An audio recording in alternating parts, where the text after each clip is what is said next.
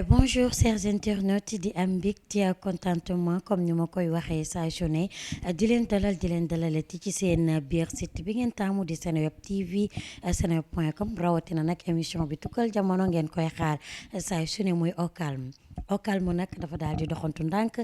génn tuuti rek centre ville bi daal di ñëw ba Petit Mbaaw fekk si fi ndaanaan ki nga xam ne nag moom it kenn dootu ko naatamle ci mim réew rawatina ci milieu bi nga xam ne moo di milieu cinéma. Kan la ñu dalal dama koy daal di nuyu rek bàyyi ko mu nuyoo ki yéen ak ñi daal di dugg nag ci waxtaan bi invité nuyu naa la.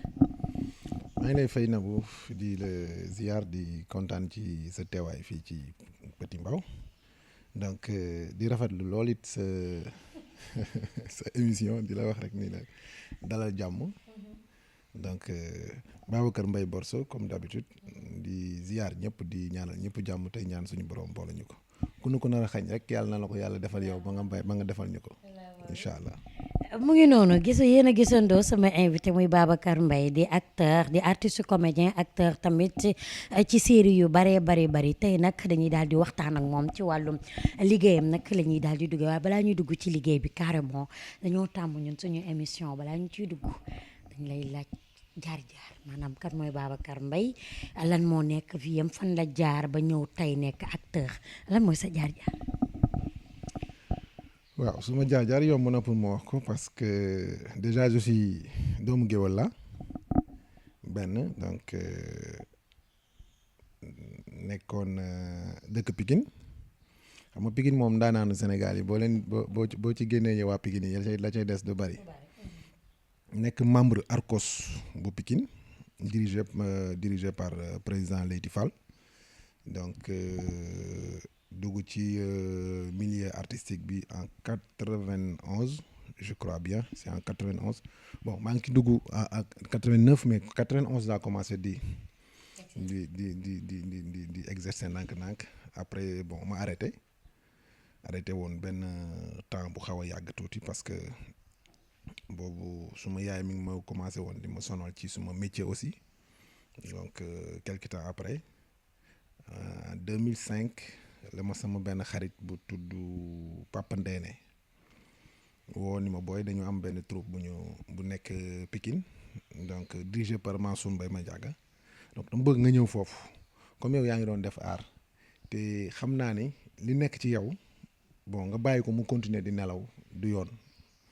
ma ne ko booy dafa may sonal rek mu ne ma non il faut ñu dem parce que comme Pikine la troupe bi nekk te waa Pikine yëpp dañ ci war a jàpp donc nañu dem foofu bon loolu moom moo waral ma reprendre suma art et Mansour aussi a beaucoup fait pour man parce que li doon nelaw ci man boobu ba léegi moom moo ko yee en 2005 ñu commencé di liggéey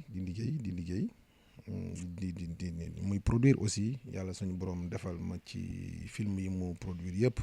mën naa wax ni man maa def acteur principal yi ci ëpp bokk su fekkee ni que am na benn ba ma ko deful aussi xam naa ni bariwul mais yi ëpp ci film yi mu def man maa def rôle principal bi donc bon foofu la Babacar Mbaye jógee je veux dire. ci sa biir wax yaa ngi naan 91 nga commencé exercer li nga xam ne moom moo di art bi jamono jooju ñaata at nga amoon. bon je préfère ne pas dire at yi ma amoon mais xale laa woon bu dëgër waxambaane bu dëgër parce que maa ngi doon dox samay activité normale maa ngi doon wax normal magum jëmm laa woon nekk moon xale bu ndaw donc xale bu dëgër laa woon bu mën li xale yi mën di def ay activité am normal di jàng métier di liggéey maanaam di ko booleeg suma art donc c'était comme ça parce que troupe bi nga xamante ne si ci laa commencé troupe bu koñ la woon nekkul woon troupe bu mag comme troupe jàmm de Pikine wala troupe yu mag yi nekk ci dëkk bi mais troupe la woon boo xamante ne si suñu troupe bu koñ la woon suñu benn grand ndeysaan grand gànnandooy yàlla na ko yàlla yërëm te xare ko aljana gaañu na léegi doomu Pa Elimane Ndoye moom moo tegoon troupe boobu biir ginnaaw raay donc ñu nekk ay xale di jouer rôle xale rôle doom rôle rakk bon c'était pas à l'époque du nekk woon comme théâtre boobu parce que dañ daan dem di jouer ci école yi doon dem di jouer ak waa ENDA yi. waaw doon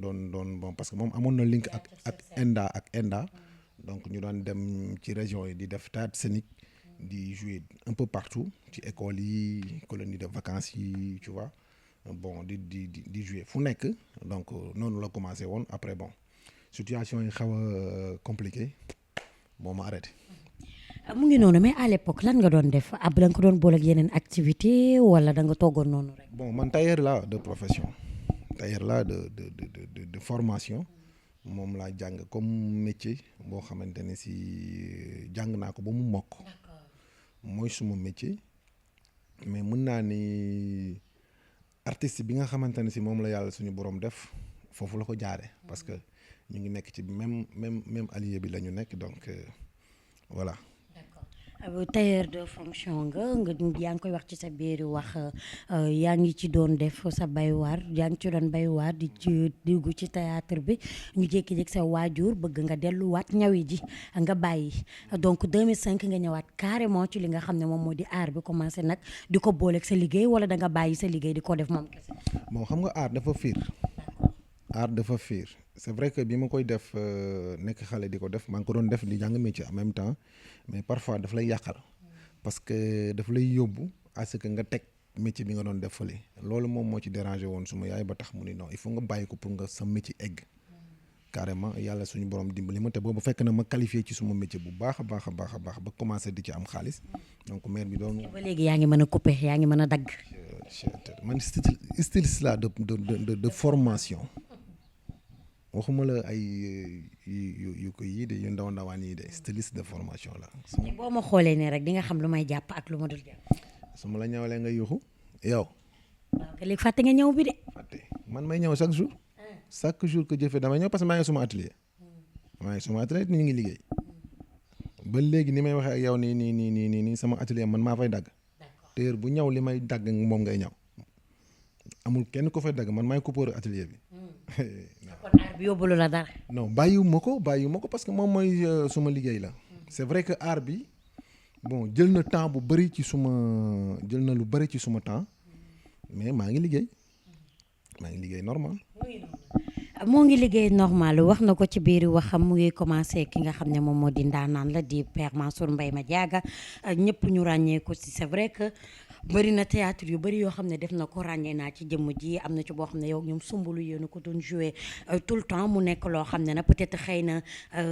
kii laa dul jàpp thème yi wala titre théâtre yi laa dul jàpp exactement mais jamono ji dañ la gis nag nga yëngu ci cinéma bu baax a baax ñu mu bokk ci li nga xam ne nag looloo yokk tax ñu ñëw fi parce que ci nga gën a fësee ñu mu njëkkee foofe ca Yes Dakar na gis nañu série bu mag boobu di Mariama yaa ngi ci dugg di ci bay sa waar bu baax a baax nga nekk ci waajur di ci sàmm sa njaboot donc su ma la laajee sa intégration biir Yes Dakar nan la demee loo may wax. bon mën naa wax ni Yes Dakar du fa la njëkke d'ailleurs parce que mën naa wax sax foofu moo mujj parce que soo xoolee démarrage série yi nga xamante ne si foofu laa njëkk a commencé def série mi ngi commencé Pikini Production ci film boobu ñu doon wax Njaayeen Bombe donc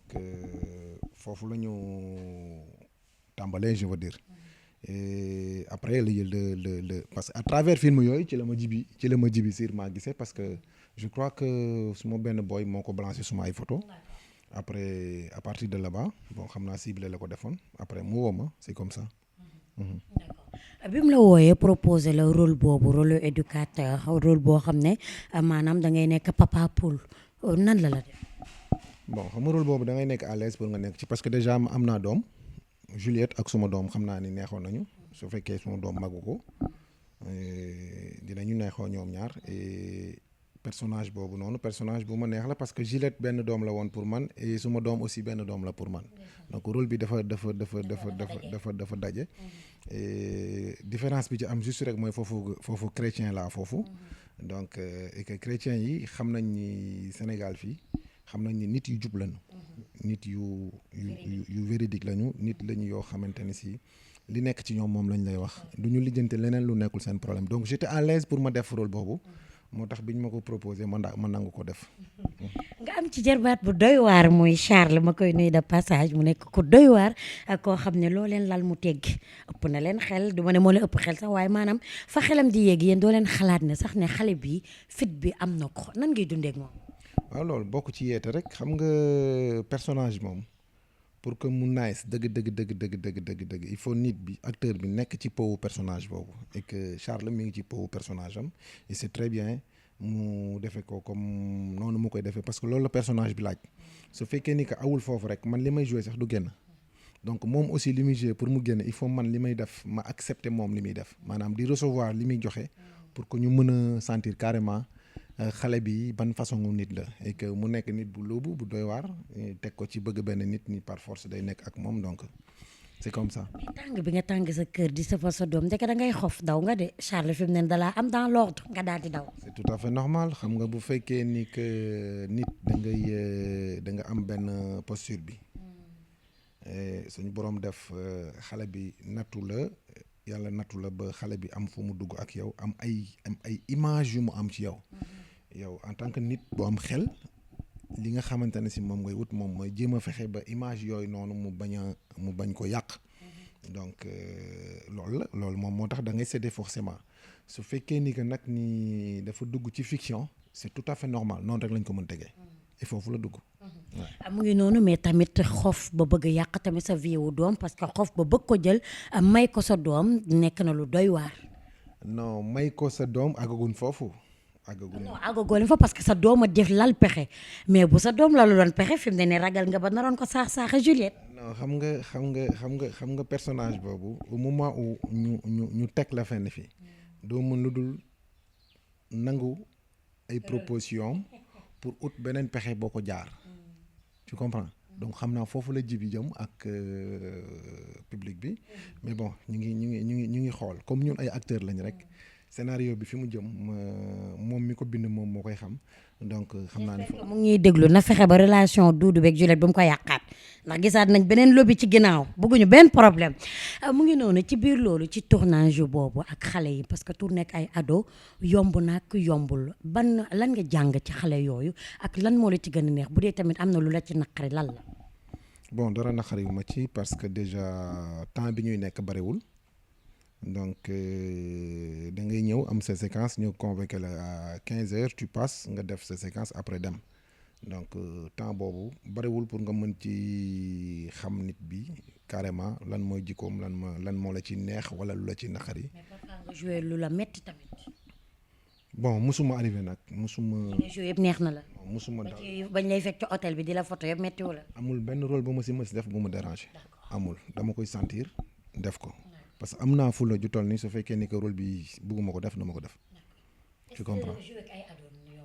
amul problème xale yi ay jàmbaar lañu xam nga actuellement nii Sénégal booy ñi ngi góorgóorlu bu baax a baax et que ay nit lañ yoo xamante ne si ay nit yu nangu lañ surtout ñoom sax dañu fekkoon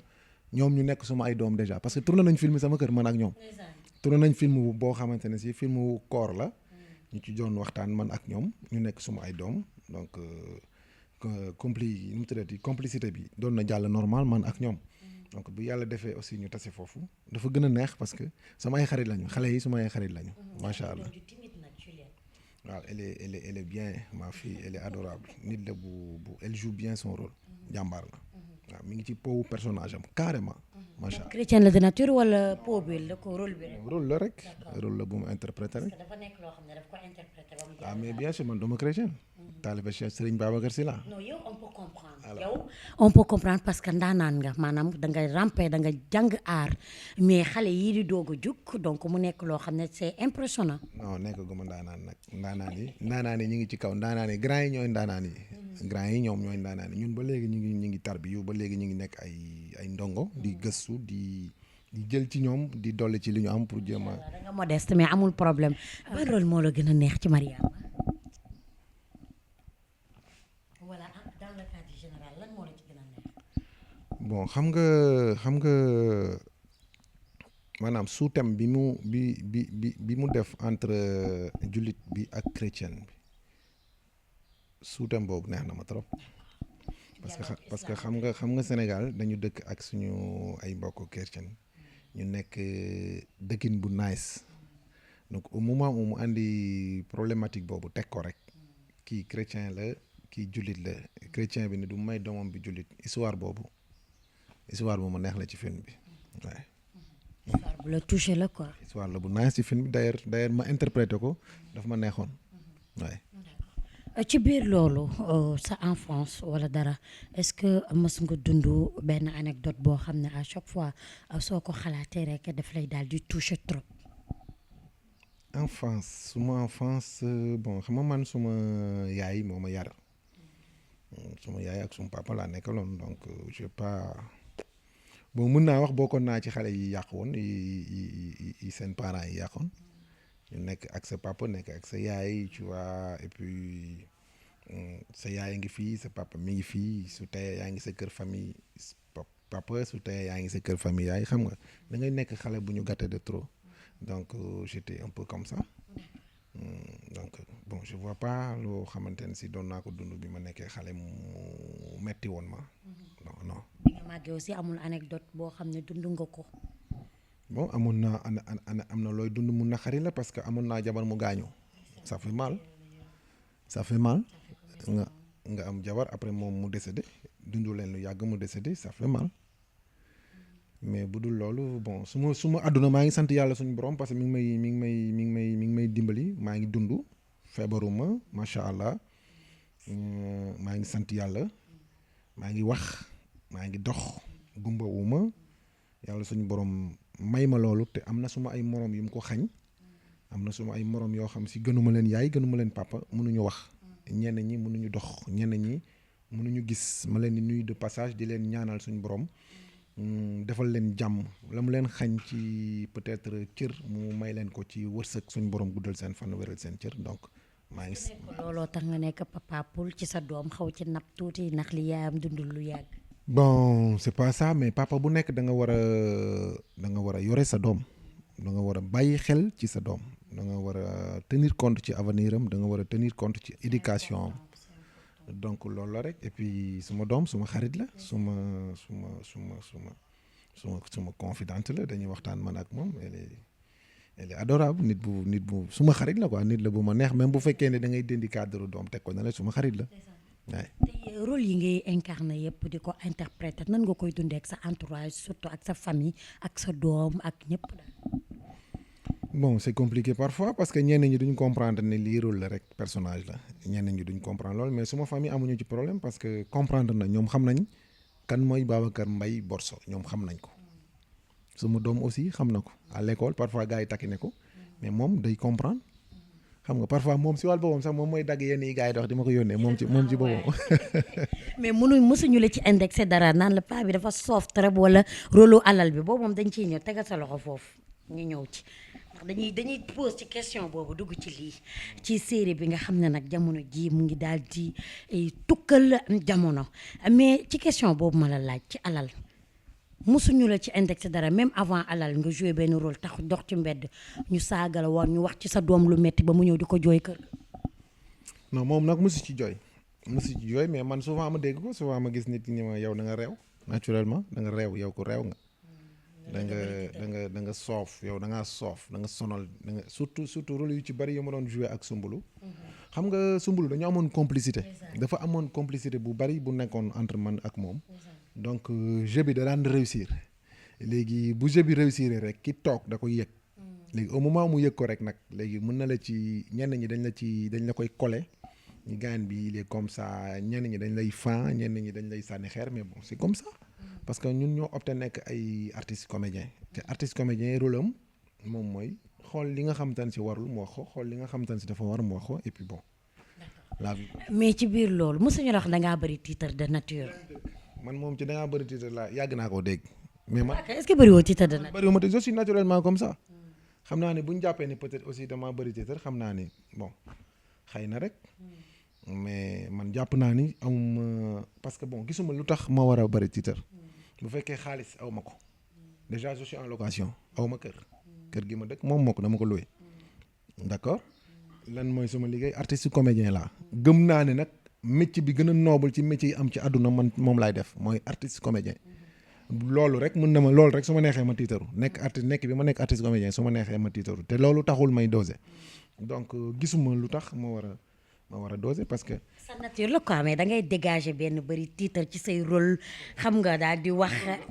loolu rôle la quoi bu fekkee rôle bi moom loolu rôle la et que su fekkee ni foofu la ñuy teg peut-être tiitaru Babacar dinañ continuer di ko wax parce que nit laa boo xam ne su ma rôle moom bu ñu ma ko joxee bu ñu waxee action nekkatul Babacar personnage bi lay andi ba mu jeex tàkk sama yoon nekkul ci leneen waaw. su ma la nee alal looy wax. waaw alal bon film la bu rafet film la bu nice macha allah. mais yëg nga ne alal mu ngi tukkal jamono ji mu ngi tukkal Sénégal. des na de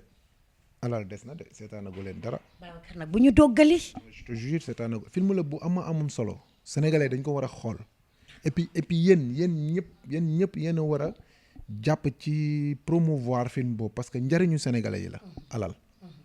njariñu sénégalais li ñu bind ci alal loolu moom moo nekk ci société sénégalaise alors que nit ñi dañoo war a tenir compte ci alal dañ ci war a bàyyi xel li muy yàq ak lan lay defar lan la mën a andi nit ñi dañ ci war a bàyyi xel te yooyu yëpp mi ngi si biir alal bu ngeen ko seetaanee vous allez voir que ni film bi c'est un bon film la bu nit ñi war a xool waaye. ci biir loolu sa intégration biir maison de produit bu mag boobu nga xam ne jamono ji ñëpp a ngi koy suivre di Sénépeople nan la demee. bon Sénépeople nag man ak ñoom histoire la bu yàgg parce que déjà du benn film bii rek laa joué ak ñoom joué naa ak ñoom beneen film boo xamante ne si mi ngi daw vidéo ñi fa nekk ñëpp xamante nañu xam nga Sénégal souvent scénariste yi xam nañ artistes yëpp bu ñuy bind seen film xam nañ personnage bu ci nekk lii kii kan la kii lii kan moo ko war a mën lii kan moo ko war a mën moo tax sooy xool ñu ci bëri casting ciblé la ñuy def ñu ci ëpp casting ciblé ci la ñuy def ñi nga xamante ne si peut-être ñoom ñoo nekk ñenn ñu bees ñi ak ñenn ñi nga xamante ne si peut-être dañuy jaar aussi ci promouvoir film bi ñuy def dañ koy jaarale aussi ci casting yi foofu lay tàmbalee promotion film bi ci casting bi lay tàmbalee ñooñu dañuy woote dajale ay 200 300 400 personnes ou 1000 personnes ñu daje benn place ñuy tànn tu vois ñooñu moom souvent dañuy def casting di woote mais xam nañ ñoom seen wàll bopp am na ci yenn personnage yoo xam te ne dañ koy jël ciblé parce que xam nañ acteur bi ko mën a def comme niñ ko bëggee Sénépeople noonu la demee ak man ak ñoom ki nga xamante ne si moom moo ko moom souvent xam naa ni suma personnage da koy neex ba may woo ci ay filmam directement ça s'est passé comme ça. moom moo lay woo directement ne la dama la soxla. ah oui bien sûr noonu la demee. bi nga ñëwee ñu jox la rôle bi parce que quoi qu'on puisse dire c'est pas du tout évident c'est pas du tout facile nga incarner li nga xam ne moo di rôle lu Damel du moins sur muy rôle lu Damel donc muy alal nga nekk nit ku riche nit ku arrogant nit ku réew comme ni nga koy waxee nan nga dundee rôle bi.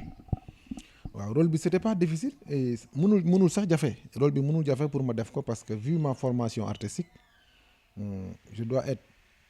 en mesure d'interpréter n'importe quel rôle bu mu mënti doon war naa ko mën def à l'aise parce que formation artistique bi ma am et que man préféré wu ma sax wax acteur mais je préfère d'être artiste comédien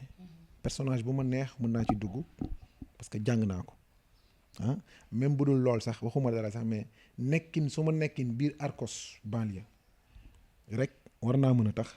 ma mën a am capacité interpréter rôle bu ma neex parce que formation bi nga xamante ne si moom la ñuy def chaque jour ñu ngi liggéey tu vois ci personnage bu nekk ci modèle bu nekk ci atelier bu nekk war na la mën permettre ñu jox la personnage nga dugg ci pot bi teg ko nit ñi jàpp ne yow ni nga mel. en tout cas Damel réew na benn façon réew boo xam naa ne Damel yaradiku na benn façon yaradiku man Damel xam nga fan laa ko simulé ca pop bi mu toogee ak nijaayam naan ko nijaay sama yumpaañ dafa réew. waaw parce que personnage bi moo mel noonu Damel il est comme ça Damel met son argent au devant moom dafa jël xaalisam rek teg ci kanam pour moom xaalis bi mu yore mooy lépp. est-ce que jotul tamit Damel respecté nit ñi tuuti surtout ni yaayam. di koy suboo. non xam nga Sénégal am na ay nit yu mel ni Damel yu baree bare Sénégal. ah mais bien sûr ay ñu gën a garaaw Damel ñoo fi nekk. non je te jure alal def loola nit lu ne. alal tax na nit dóor yaayam. bien sûr te xam nga yaay mënoo am nit mënul am ci kaw suuf lu maanaam lu ëpp yaayam.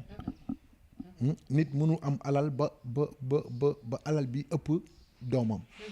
nit mënu am alal ba alal bi ëpp xaritam. nit mënu am alal ba alal bi ëpp dëkkandoom bi mu dëkkal. nit mënu am alal ba alal bi ëpp en général doomu aadama. parce que doomu aadama pour man mooy alal. li nga yor alal bu dul jeex yore ay milliards ci compte bancaire am lu ndaw loo mënul am lu tuuti loo mënul am loo xamante ne si pour nga am ko il faut nga am nit bi pour nit bi mënal la loolu donc nit bi mooy alal gars yi dañu war a bàyyi xel ci loolu moo tax alal nekk film boo xamante ne si bokk na ci film yi ma gën a neex waxuma sax li ma ko joué mais bokk na ci film yi nga may jàpp ni sénégalais yi dañ ko war a xool parce que film bu am solo la dafa am solo trop parce que séquence bi ma ci gën a neex mooy séquence boobu bi ngeen toogee avant nga naan sama nijaay sama yumpaañ dafa réew bi nga naan sa goro ba ngay takk sama goro 1500 nga ko meen wargal. waaw xam nga Damel dafa jël jabaram et puis boo xoolee aussi tamit jabaru Damel dafa cher trop jabaru Damel cher na trop parce que su ma nijaay dóor na de gauche à droite déjà 5 millions lañ ko jox mu dem joxe 2 millions. mais kon kay jabar ji seerul sa nijaay si doy waar. xam nga takk jabar jëlal yaayam kër jëndal xale bu jigéen bi oto may ko xaalis bu bari. mais jigéen mérité na lu ne. non attends jigéen mérité na milliard. tu vois mais sëy bi gën a barkeel sëy bi lay gën a barkeel mooy sëy bi la gën a tuuti can. ben xoolal sëy yi fi seer yëpp ci réew mi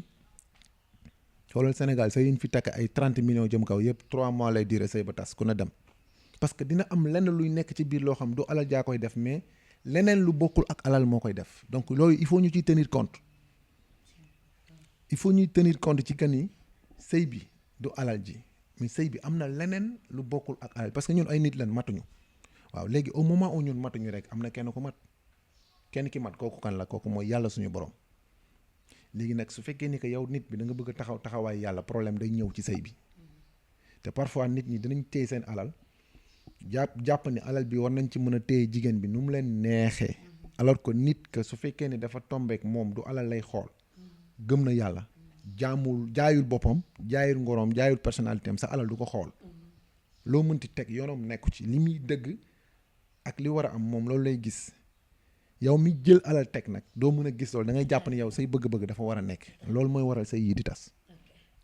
waaye li ma ci neex am na ci jabar ju am fulla go am fayda alal ji nga yor yëpp faalewu ko tiitalu ko ndax jamono ji takk nga ko ay semaine munoo consommé. faale na ko de. xanaa kookoo féroce. faale na ko de maa ko gën a féroce téeméeri junni. jënti wala yow sa mer beeg sa xët-xët yëpp moom ngi toog jàpp ñaam. damay la ko gën a féroce téeméeri junni yoon parce que faale alal bi xam nga gis nga théâtre série yi gars yi di jouer il faut ñuy bàyyi xel ci texte yi. il faut gars yi di déglu bu ñu seetaan rek mais nañuy déglu texte yi nañuy bàyyi xel ci personnage bi ci nekk maanaam ban fil conduite la am fan la jëm personnage boobu il faut ñuy bàyyi xel ci yooyu noonu c'est très important parce que man su ma jabar nobu ma wax na ko ba ñëpp xam ko copain petit copain boobu moom la bëgg petit moom la nopp waaw léegi lan moo tax mu bàyyi petit pour dugg ci man. situation oblige yaay ji dafa feebar sonn amuñu moyens yi pour faj ko te boobu yaa ngi koy harceler tamit. kon non pas harceler parce que su fekkee lu ma ko harceler moom sëy moom ñaar rek mooy am. nangu wala bañ. te jigéen mooy visa ci passeport. soo ko amul doo voyager. wala bokk naa xombal nga jëm wala jagsaaw. wala ngaay mexe waaye boo amul visa. doo dem doo génn réew mi waaw léegi nag nangu ci jigéen la ne ñun dañuy proposer ñoom ñooy nangu moo tax jigéen fort parce que yàlla suñu borom lu mu nanguwul du am léegi nangu googu muy nangu suñu borom nangu googu muy nangu pour mu dogal moom la coppate ci nangoom dénk ko jigéen au moment où góor proposer la soo bañee du am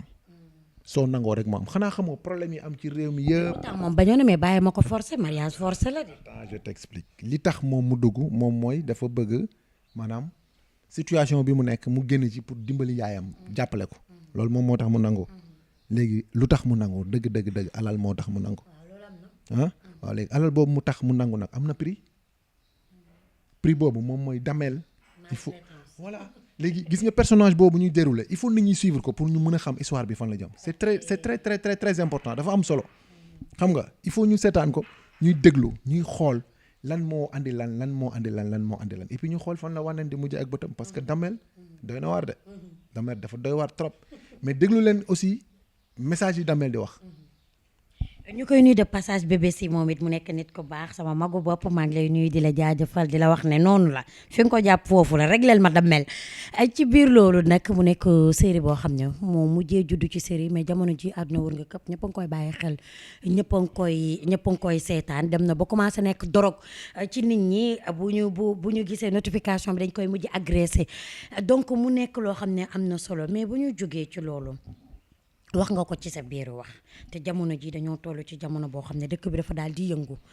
nee nga artiste comédien nga rôle bu nekk buñ la ko jox danga koy jouer te danga ko war a interpréter tey buñ la joxoon tey rôle borom ñaari tur yi est-ce que di nga ko jouer est-ce que di nga ko interpréter. c'est que xam nga dafa am lenn loo xamante ne si il faut nit ñi di ko bàyyi xel ñuy bañ di jaawale personne ak personnage gis nga rôle borom ñaari tur yi suñu doyen suñu mentor. moo ko joué na ko tonton Lamine Ndiaye et gëm naa ni mu réussir rôle boobu noonu amul beneen comédien bu ñuy jox rôle boobu mu réussir ko comme moom ni mu ko réussir na rôle bi mais pare na bàyyi na rôle bi c'est très important il faut pas que ñuy jël benn personnage nit interpréter dara ñu jël ko jox ko moom bi muy interpréter rôle boobu daf ko teg ci cadre wan nit ñi ni lii baaxul góor warul mel nii foofu la ko teg nit ñi foofu lañ ko war a xoolee après bu rôle bi jeexee moom mu delluwaat nekk tonton Lamine Ndiaye ñu topp personnage ba nag c'est très important man war naa ko mën interpréter nit ñi seetaan ko accepter ko jàng ci man lan moo tax lan laay wane. ci jamono ji ñu toll. message bi may véhiculer message bi nga xamante ne si moom laay véhiculer message boobu nit ñi loolu la ñu war a déglu ci li may wax lan la. lan laay wane ci nit bi. D'accord c'est très important. mais il y a une très grande différence ci génération yi génération bu njëkk ba maturité bi nekkoon ci ñoom ak génération bi bokkul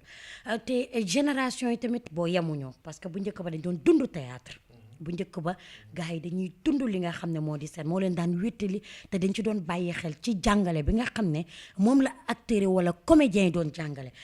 jamono ji dafa ñoo bokk ci jamono joo xam ne sénégalais day dund série ñu nekk ci jamono joo xam ne dañuy dund personnage dañuy jël nit collé ko ci personnage am ba fàtte ne lii série la maanaam foor ak ree rek la suñu paree ku ne da ngay dem toggaat Sénégal yi day dund série jamono ji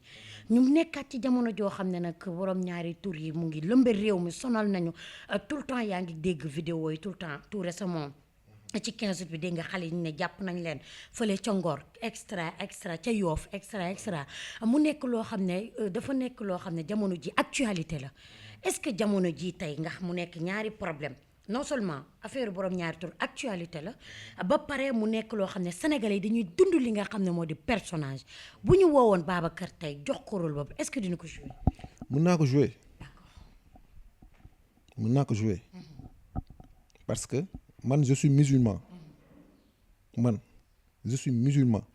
lépp loo xamante ne si mën naa ci jaar jàllale message pour doomu aadama yi xam lu bon xam lu baax dinaa ko def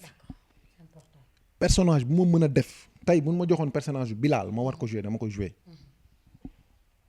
ñu jox ma personnage bu Firawna nit ku bon la damay jouer personnage bi pour wan nit ki ni Firawna mi nit ku bon la ñu jox ma rôle mandikat ma jouer rôle mandikat pour wan nit ñi ni mandi baaxul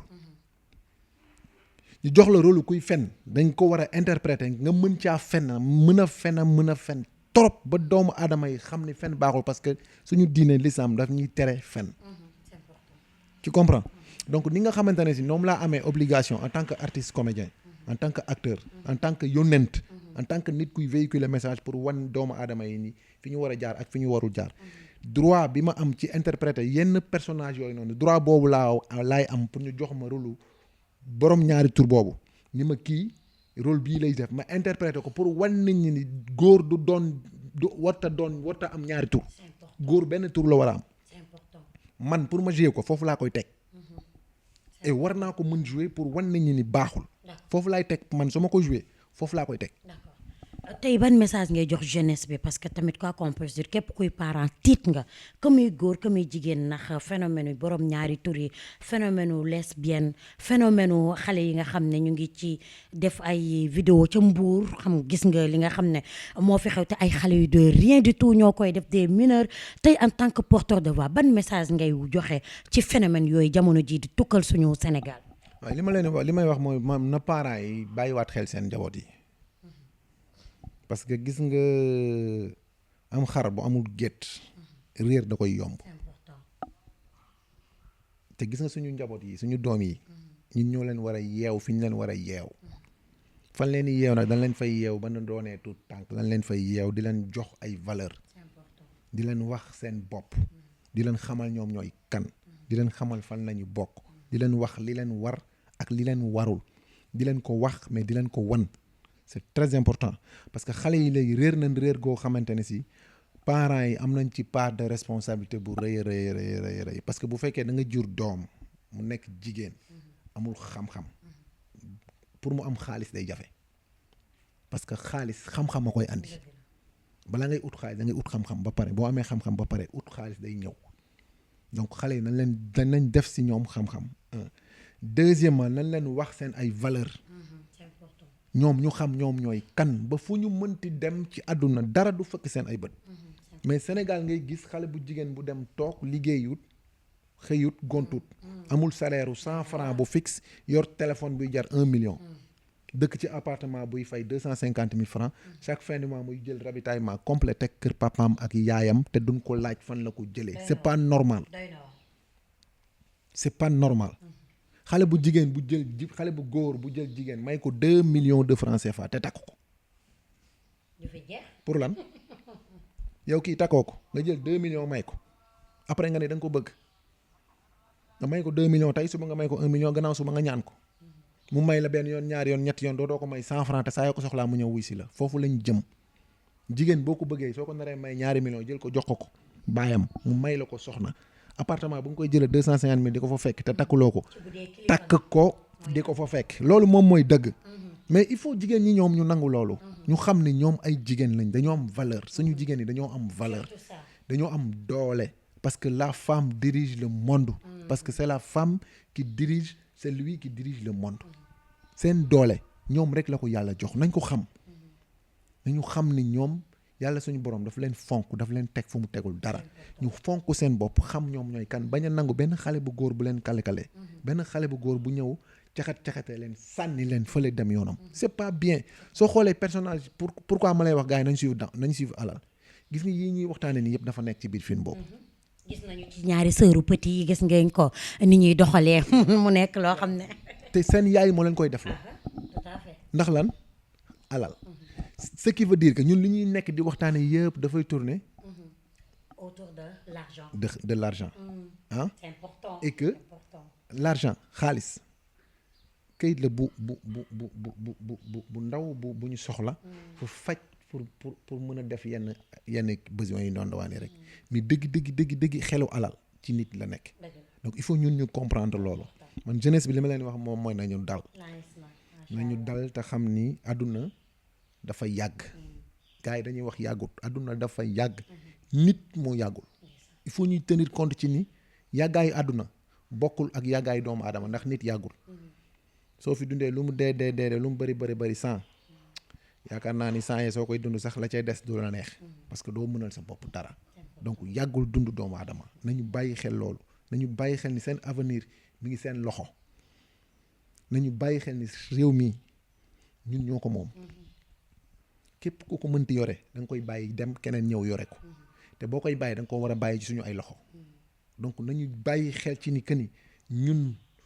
waa réew mi ñun ñoo moom réew mi ñun ñoo war a defar réew mi dañoo war a bokk ci liy doxal réew mi bu ñu taal suñu dëkk bu ñu jàqate suñu dëkk bu ñu tojante xeer bu ñu yàqante suñu biir nañu bàyyi yu bon yu ñuy promouvoir tey wax lu baax lu rafet li ñu war a wax réew mi am na yu rafet yu ñu war a wax nañu denc yu bon yi ñu génnee yu baax yi su ma la xamalee lu bon naa ko denc lu baax la ma la xamal ma waxal la ko c'est très très important et que man Sénégal yàqante bi ci biir internet li may gis moom mooy lu bon rek la ñuy wane Babacar Mbaye day def 100 yu baax ñu ni ko fi ñukk mu juum benn yoon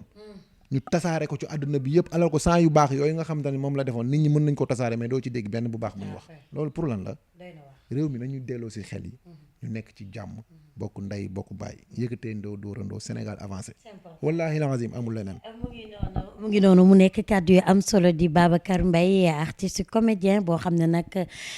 miin nañ ko lool ci réew mi l'émission tire à sa fin nag xam naa ne doyaloo leen waaye tamit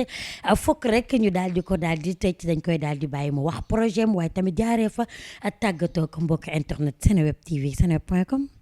waaw kontaan ci Seneweb kontaan ci teew bi ngeen teew fii ci kër gi aussi di leen jaajëfal di rafetlu seen liggéey di wax rek ni projet yi moom projet yi demul fenn projet yi alal la projet yi ci alal nous y sommes et c'est pas encore fini donc dañ ci rester concentré rek après bu jeexee après ñu wax leen leneen luy ñëw incha allah waaw jàmm rek ci kaw ci kanam. ñu tamit ñu ngi lay jaajëfal ci modestie bi nga am ak yaatal bi ñu yaatal ba ñu mën a ñëw taataan la suñuy micro. non yow sama xarit nga lu ñëpp télé yow yaa koy am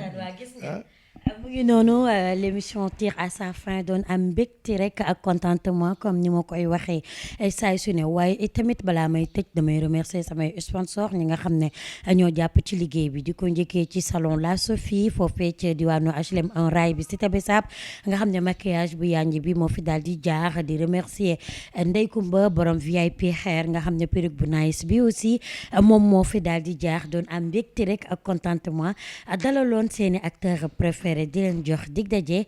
beneen yoon beneen gox ak beneen ndaanaan ci seen biir émission Au Calme.